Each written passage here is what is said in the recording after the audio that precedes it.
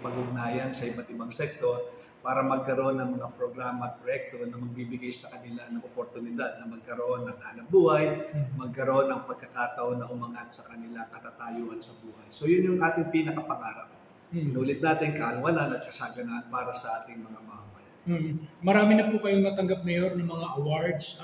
Ano po mga specific na pinakamalaking awards na natanggap nyo sa inyo pong panunungkulan? Well, ang sa akin, ang pinakamalapit sa puso ko ay bukod yung sa mga awards natin sa tourism, ng Pearl Awards.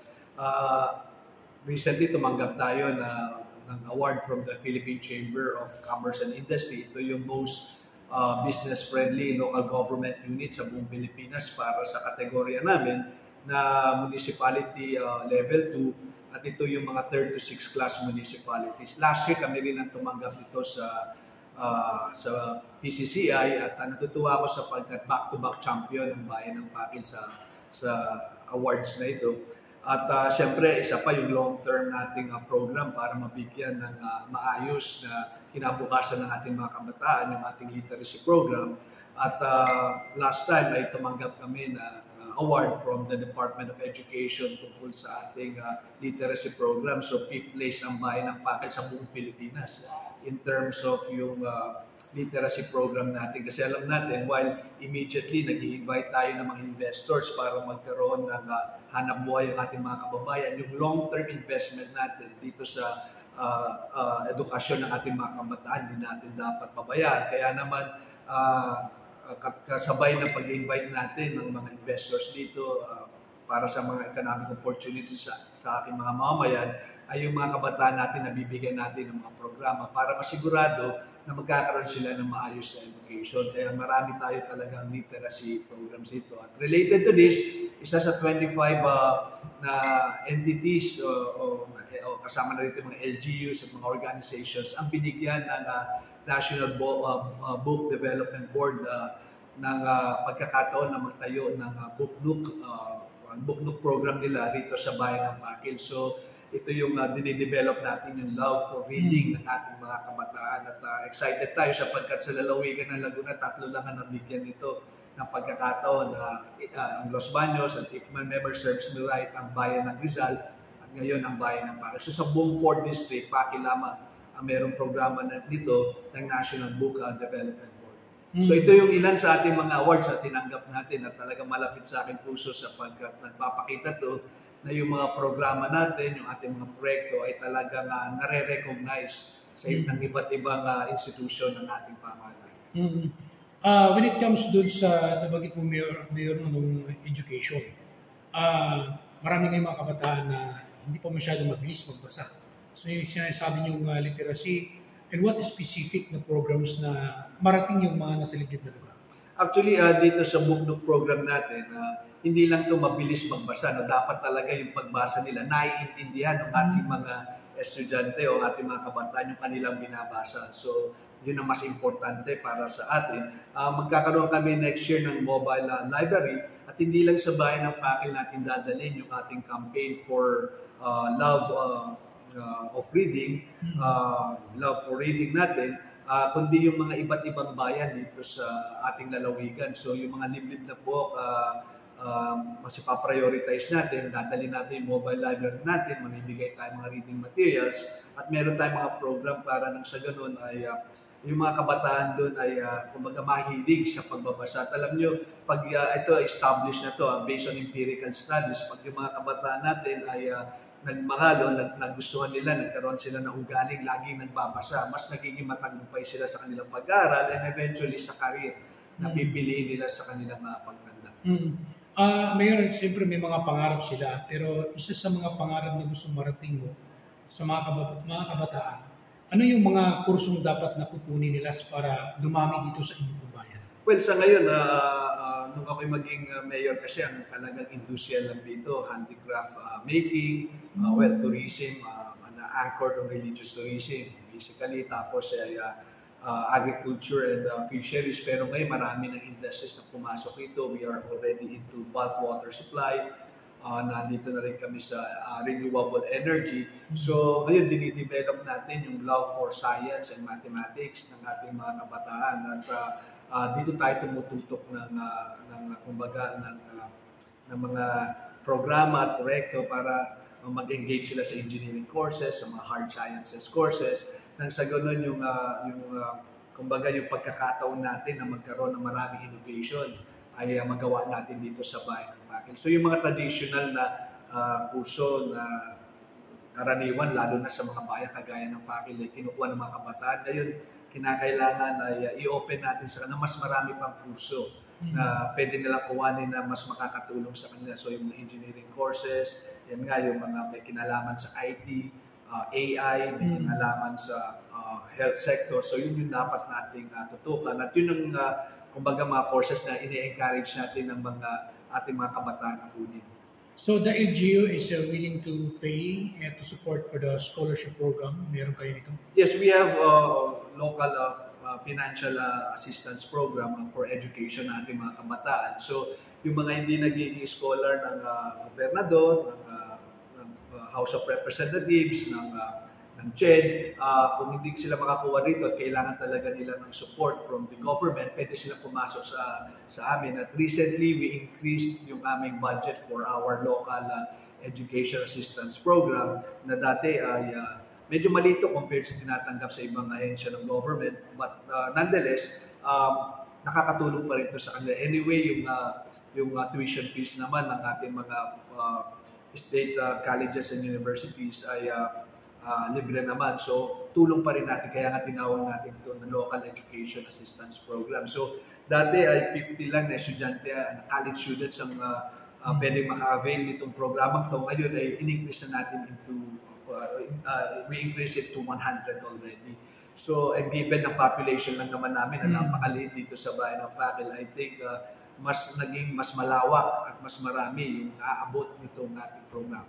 Para po sa lahat po ng mga nanonood ngayon, Mayor, how many barangays ang meron po ang Pakil? 13 ang aming barangays dito. Ang bayan ng Pakil, nakahati kami sa dalawang teritoryo. No? Silangang Pakil comprising of 7 barangays and Kanlurang Pakil comprising of 6 barangays. So nahati kami ng Laguna de Bay. 13. 13 so we only have like 13 barangays. 13 barangays. Fifth class municipal right now, but we are more than qualified to become at least third class na municipality based on the law passed by Congress recently. So I think next year magkakaroon ng income reclassification. Titingnan yung last 3 years kung ano naging income na yan, pero minimum namin ay pwede kaming maging third class already. So we will skip already fourth class at magiging third class agad. Mayor, nabanggit po kanina, isa kayo sa nabigyan ng award sa buong Pilipinas when it comes to Business Chambers of Commerce. Ibig sabihin, marami na mga nag-invest dito sa inyong pong bayan pagdating sa negosyo. Ano po bang mga pangunahing pagtutunan mo ng pansin ngayon? Well, number 1, yung pangailangan sa electricity. So, nakatutok doon sa hydro. Ano pong plano po niyo nito? Well, may mga application dito ng dalawang hydroelectric power plants. Ito yung Ahunan Power Inc. dito sa Silangang Pakil na it's 1,400 megawatts and it's kumbaga a project proposal coming from the Razon Group of companies. Tapos may sa Kanlurang Pakil naman, kasama rito ang Kanlurang Pakil, meron dito proposal ng hydro also, pump storage din. Si Mr. Grady Araneta, yung Melissa Corporation. At ito, if my memory serves me right, it's either 800 or 900 megawatts ito. So, doon naman yun sa kanlurang bahagi ng Pakil at ng Pangil. So, ang total investment dito sa Razon Group of Companies, o ng Razon Group of Companies ay around 50 billion pesos. At yung naman kay Mr. Greg Araneta ay around 40 billion pesos.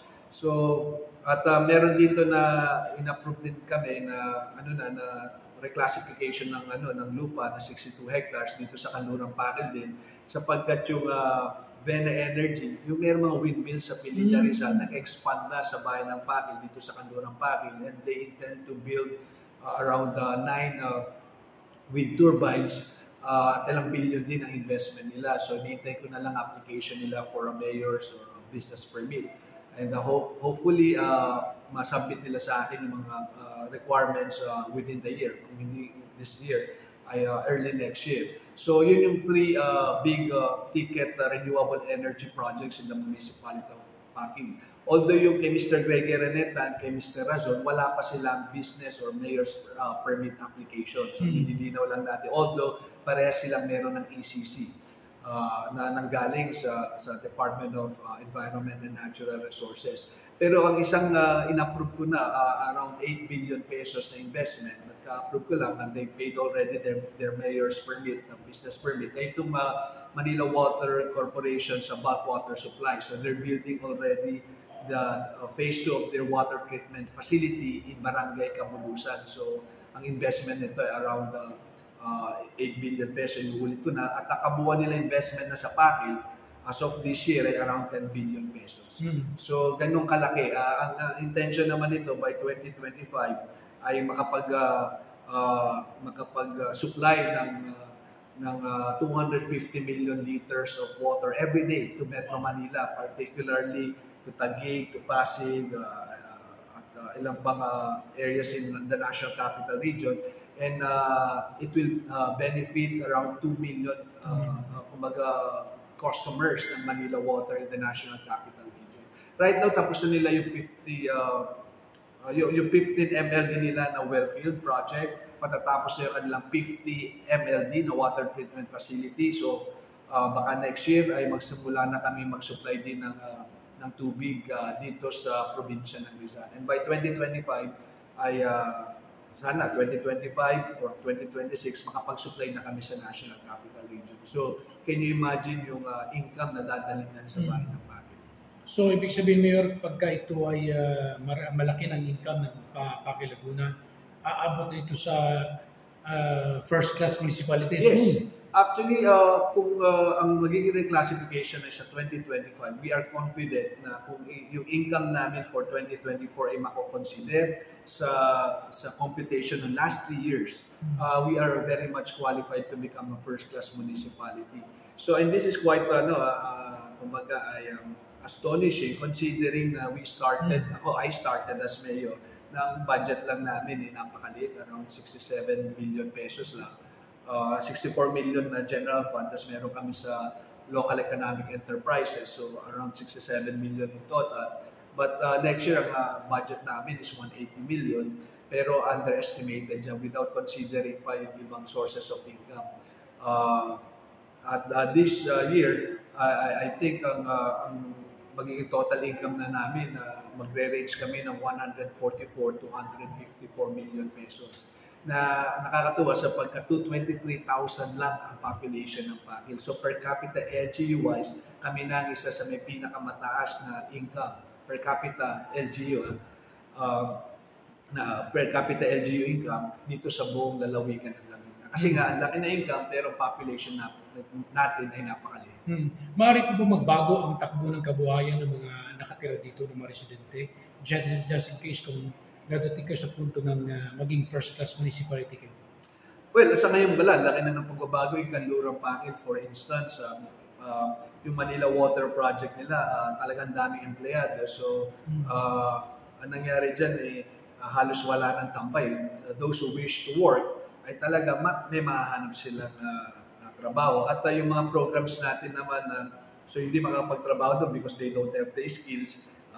Those constituents of ours na mag-engage in the agricultural industries, the fishery sector, ang dami pa rin nilang opportunity. For example, last year I was invited ng DILG Calabarzon to talk about yung programs namin sa agriculture. At natutuwa ako sapagkat kaya nila ko inimbita, nagulat sila na we were able to increase the income of our farmers by 100%.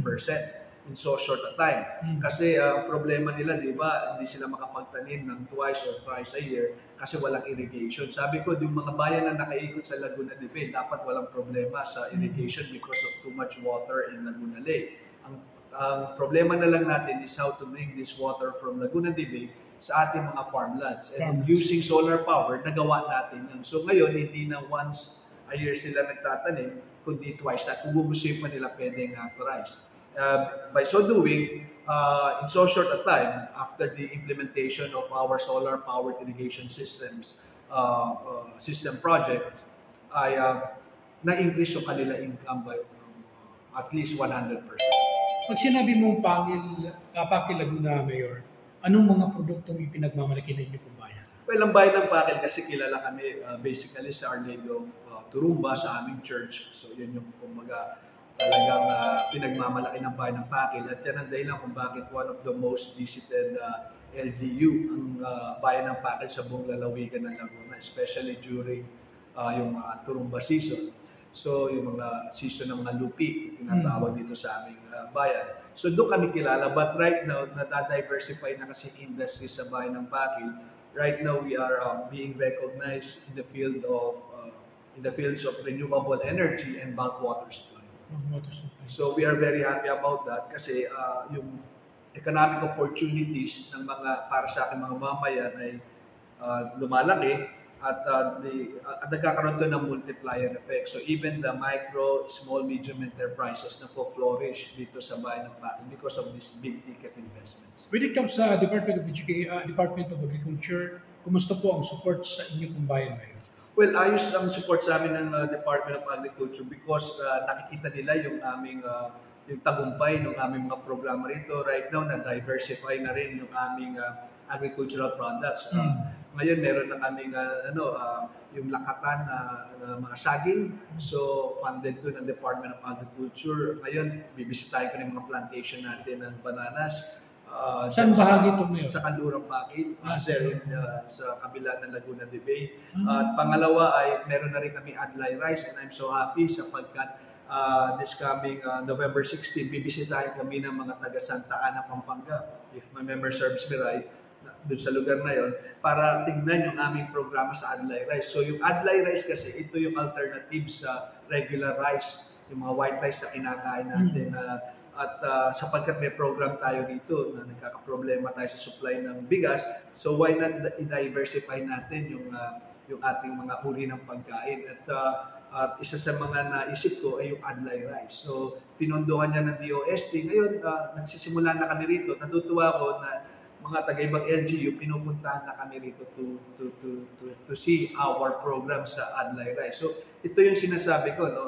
Na-increase natin income through solar-powered irrigation system. At the same time, mas mag-i-increase ang income nila sapagkat nadadiversify na natin yung mga agricultural products dito sa bayan ng Pakil. Sa 13 barangay mayors, alin po doon yung barangay ng mga farmland area? Well, ang Saray, which is 1,000 hectares ang Saray, no? At natutuwa rin ako during my administration na connect na sila to the rest of the province kasi before, nung maging mayor ako, walang kalsada dyan. It will take you around 5 to 6 hours na lakad. So ngayon, meron na kalsada, makakarating ka na sa barangay na yon at ngayon ay meron na rin kuryente. So ngayon pinag-iisipan na namin kung ano yung aming mga i-develop na areas for agriculture. Pero agricultural naman lahat yan. Pero we need to offer them kumbaga mga high-value crops para mas mapalaki yung income ng mga magsasaka doon. Nais ko ibalita sa inyo na dito sa bayan ng Pakil, while pumapay kami sa mga manukan, we only accept yung mga poultry projects na dapat is kumbaga modern. So ngayon may mga tinatayo na sa amin yung mga modern poultry, hindi yung traditional. So to minimize yung dami ng langaw, masaksang na amoy. Tapos ngayon, through the help of the Department of Agriculture, yung aming mga piggeries na tinatayo rin is climate control. Okay. So, yung food security programs din natin, kung mapapansin mo, bukod sa pinapalakas natin yung income, pinapalaki natin yung income ng mga magsasaka, nadadiversify din at namo-modernize din. Okay, Mayor, napakarami ng programa mo rito sa inyong mga bayan, Mayor. Ito pong bagong munisipyo niyo, Mayor, bago lang ito nagbukas. That was September. Alam po ba? Nakita ko, Mayor, maganda at very transparent at wala kang makitang kurtina. Pagpasok mo, makikita ka agad. Anong naging significance nito, Mayor? Well, kung mapapansin mo yung opisina ko, pagpakyat mo, kita na agad ako rito because we are promoting transparency. So one of yung mga elements ng good governance, yung mga characteristics ng tinatawag nating good governance is transparency. At ito yung pinopromote natin dito. Kaya kung mapansin mo, even my office, napaka-bare lang nito. Lamesa, maupuan, maliit akong isa pang lamesa doon if I want to entertain some other people. Tapos kita na kami rito. So, at hindi makakapagtago ang mayor. Kung dumating na hihingi ng tulong o mga constituents na may iba't ibang concern, hindi ako makakapagtago kasi kita na agad ako rito. And I think yan yung ating pinopromote dito sa bayan ng Pakin na abot nila yung local chief executive, yung mayor. They have concerns, they can easily approach the municipal mayor. How many terms na po dito, Mayor? This is my third and final term at yun na nga, kaya yung ating binamadali natin, iba natin mga programs and projects na matapos pa natin. So para yung susunod na mga leaders ng bayan ng Pakin, mas madali nila na magagawa pa yung kanilang mga iisipin mga dagdag na proyekto at programa para sa ating bayan. Bilang Chief Executive Mayor, ano ang naging sekreto mo na patuloy kang ginusto ng inyong mga kababayan? Well, basta nabibigyan mo mga programs sila, yung mga projects na yan, at nare-recognize ang iyong effort, I think mapapansin niya na mamaya, wala pa rin makakapalit sa politics of performance. At yun ang pinopromote natin, a kind of politics that is anchored on performance rather than on money or patronage politics. So yan ang ating politics, the principle of new politics, politics of performance. Pag nagpe-perform ka, mapapansin niya na mamaya. I think this was the reason why last election wala nang lumaban sa akin. I was the only political figure in the province of Laguna na walang kalaban. So from the governor down to the councilors, lahat sila may kalaban except the municipal mayor of Pakin. I'm very proud of this accomplishment and this honor na ibinigay sa akin ng aking mga kababayan. Ano yung mga word of encouragement mo sa inyong mga kababayan na patuloy na tumatak sa kanilang isip hanggang ngayon? Well, noon lagi ko sinasabi, nung maging mayor ako ng bayan ng Pakin, hindi na kami tutulad, kami tutularan, hindi na kami susunod, kami na ang susundan. And I think we prove na nagagawa natin yun.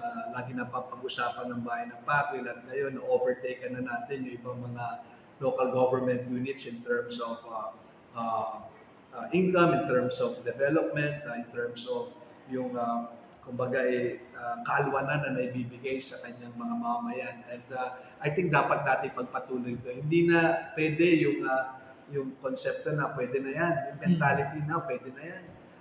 Hindi pwede, kinakailangan ang aspiration natin is always excellence. Hindi natin actually, hindi ko na nga yun ang aspiration, hindi na yun ang goal ko, kundi yun ang standard dapat sa bayan ng Pakin. Excellence is not actually our goal, but it is actually our standard already. Nang sa ganun, talagang you're always on your toes to excel kung ano man yung field na pinasasangkutan mo, pinapalolooban. Ano na po plano nyo sa lumang munisipyo ngayon? It will be converted into a municipal museum. Actually, yung Tourism, Culture, Arts and Heritage Office namin ay nandun. So pinaplano na nila, babakbakin na yung mga walls para makita natin kung ano yung pwede natin gawin doon for magawa na natin na maayos sa architectural design. But it will be converted into a municipal museum. So kasi gusto ko i-restore yung tinatawag na Spanish Plaza system. Diyan sa gitna ng bayan ng Pakin. So nandun ang simbahan, nandun ang museum, nandun yung tinatawag na People's Center. Tapos nandun pa yung mga dalawang plazas ng bayan ng Pakin. So yun ang gusto ko i-develop for tourism and heritage. For our tourism programs, tsaka para ma-highlight yung heritage sa Pakin. That's why we call it the Pakin Heritage Plaza. Okay, Mayor, maraming pong salamat. At ano pa po ang parting words po, Mayor, na ano pong mga inaasahan pa sa mga susunod na taon sa inyo pong panunungkulan? Well, marami pa tayong programa at proyekto na dapat abangan, pero ang pinaka-importante rito ay yung mga programa natin na talagang mararamdaman ng ating mamamayan, yung malasakit ng pamahalaan sa kanila na dito ang pamahalaan ay talagang nakatutugon sa kanilang mga pangangailangan. So asahan nila na patuloy pa rin tayo mag-iisip ng mga maaari pa magawa. Less than 2 years na lang aking panunungkulan bilang mayor, pero uubusin ko yung mga panahon na yan para lalo pa nilang maramdaman ang kaunlaran na meron na sa bayan ng Pakin. Ano po ba ang mga slogan na meron dito sa inyo pong bayan, Mayor, na tatatak sa isipan nila? Well, ang pinaka-slogan namin dito sa related sa tourism is Pakil where fun starts with faith. Na ang kasayahan, kaligayahan ng bawat isa ay nagsisimula sa pananampalataya. So, ganun ka-importante ang pananampalataya sa buhay ng mga taga-Pakil. Kaya magiging masaya ka lang kung maayos ang iyong pananampalataya. Thank you so much, Mayor. Okay, maraming salamat at mabuhay po.